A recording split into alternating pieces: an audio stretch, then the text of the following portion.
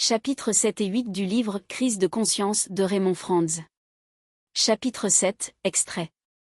Une portée bien plus grave que s'il s'agissait d'une erreur banale de parcours qu'il nous arrive tous parfois de commettre. D'autant plus que les prédictions en question ont affecté les intérêts les plus vitaux de tant de personnes. Chacun d'entre nous doit assumer la responsabilité de nos actions. Et c'est surtout vrai quand nos actions peuvent avoir un effet dramatique. Mon commentaire. Et oui, Raymond a raison, les erreurs de prédiction des TJ qu'il balaie d'un revers de la main, ont pourtant eu des conséquences dramatiques sur beaucoup. Le Collège central ose aujourd'hui comparer ces erreurs à un chien qui aboie. Non seulement la comparaison est inappropriée, un chien même s'il te réveille la nuit, ne gâche pas toute ta vie, mais cela participe bel et bien à se dédouaner et à endormir les fidèles et sa marche. Le pire est qu'ils ont bien dit sans aucune gêne. Nous ne présenterons pas d'excuses. Mais vous vous rendez compte le degré de mépris et d'orgueil. Retour aux extraits. La littérature qui attaquait nos enseignements sur ce point ne m'intéressait pas. Les présentait comme étant sans importance et je les regardais de la même manière. Mon commentaire. Et oui, c'est ainsi que nous tous avons été conditionnés. Qui peut dire qu'il ne s'est jamais dit cela? Retour aux extraits. Pendant près de 50 ans, la société Watchtower avait annoncé et proclamé dans son rôle de prophète que cette présence invisible avait débuté en 1874. Mon commentaire. Ce chapitre donne toutes les références des publications des TJ sur leurs prédictions des années antérieures à 1975. Ça vaut le détour car preuve sous les yeux, j'ai appris des dates que bien évidemment, tout le monde passe sous silence. C'est du beau. La question ne se pose pas sur les erreurs car elles sont bien factuelles mais figurez-vous que pour se dédouaner, le Collège central a une parade qui est la même depuis toujours et pour cause, elle marche. Retour aux extraits pour la connaître, bien que beaucoup la sachent. Elle donne à entendre que toute forte espérance ou revendication dogmatique était la responsabilité des autres, des lecteurs. Mon commentaire. Ben oui, pas bête la guêpe, ce sont les autres qui ont interprété.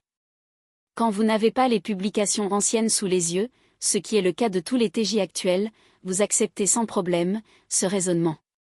Mais ce n'est plus pareil quand vous les avez sous vos yeux et c'est pourquoi il faut absolument lire ce livre. C'est honteux quand même. Retour aux extraits. La fin des temps des gentils serait le renversement complet de tous les gouvernements terrestres. Mon commentaire. Et oui, les TJ oublient une chose primordiale pour 1914. Dans notre tête, il s'agit tout simplement de l'intronisation de Jésus et de l'expulsion du diable sur terre. Et comme en 1914 a eu lieu la Première Guerre mondiale, tous les TJ n'en sont que plus convaincus. Pour tous, c'est la cause de cet effet. Or, ce que tous ignorent c'est qu'à l'origine et jusqu'à l'année fatidique, ce n'était pas du tout l'explication, c'était la fin de tous les gouvernements humains, ce qui n'est pas du tout pareil. Et le changement d'interprétation s'est fait comme d'habitude, parce que le jour J, rien de ce qui avait été prédit, n'arriva. C'est fou quand même, vous ne trouvez pas? Chapitre 8 extrait. Russell. Laissait un héritage de prophéties sur le temps dont aucune n'avait connu l'accomplissement prévu. Il laissait aussi des milliers d'adeptes dans la confusion. Toutes ces choses étaient annoncées pour 1918. Aucune n'arriva. En 1920, Rutherford, président de la Watchtower, publia une brochure intitulée « Des millions d'hommes actuellement vivants ne mourront jamais ». Mon commentaire. Et oui, les TJ ignorent que des prédictions, il y en a eu de nombreuses et le Collège central les enterre, ni vu ni connu. Notez, déjà en 1920, des millions d'humains actuellement en vie devaient ne jamais mourir. À part cela, ce sont les lecteurs qui avaient interprété. Or ladite brochure est disponible. Je me demande comment on peut encore revenir sur le sujet? Retour aux extraits pour savoir comment le conditionnement s'opérait. Ceux qui se hasardaient à poser des questions sur la chronologie élaborée à partir de ces enseignements, chronologie elle-même tirée des enseignements de N.H. Barbour, John Aquila Brown et d'autres encore, étaient décrits comme des hommes qui manquaient de foi. La catégorie de ceux qui ont un esprit raisonnable. Voilà une intimidation intellectuelle. La loyauté envers les enseignements de la société, élaborée par Russell, était mise sur le même pied d'égalité que la loyauté envers Dieu et Christ. Rejeter les enseignements de Russell, c'était rejeter Christ.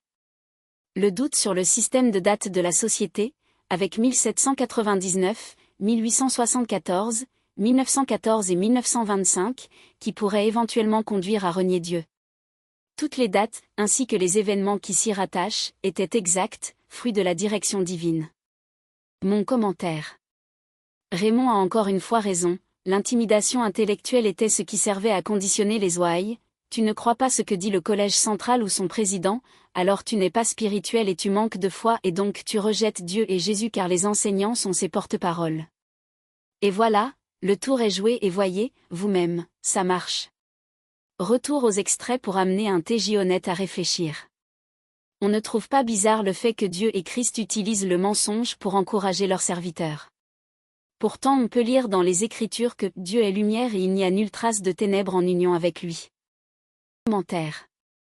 On peut ajouter ce que Raymond avait déjà dit, Deutéronome chapitre 18 verset 22, quand ce que dira le prophète n'aura pas lieu et n'arrivera pas, ce sera une parole que l'Éternel n'aura point dite. C'est par audace que le prophète l'aura dite, n'aie pas peur de lui. Retour aux extraits.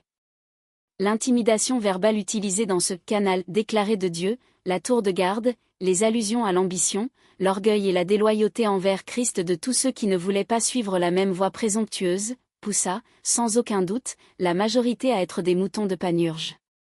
Mon commentaire. Cela est particulièrement grave car ces gens ont la prétention de. Je laisse Raymond le dire en reprenant les extraits. Alors même qu'ils affirment que ce qu'ils disent repose sur la parole de Dieu et doit être accepté comme tel. Mon commentaire. Et oui. Voilà qui incite encore à les croire. Retour aux extraits pour marteler l'attitude désobligeante des TJ vis-à-vis de ceux qui essaient de faire usage de leur raison comme la Bible nous y invite en Romains chapitre 12 verset 1. Ils dénigrent quiconque les réfute ou, pire, remettent en question leur loyauté et leur humilité devant Dieu. Environ 300 mois plus tard, en 1966, une nouvelle date fut mise en avant, 1975. Mon commentaire. Cette date est celle qui résonne encore un peu plus chez certains TJ encore en vie et fera donc l'objet du chapitre suivant.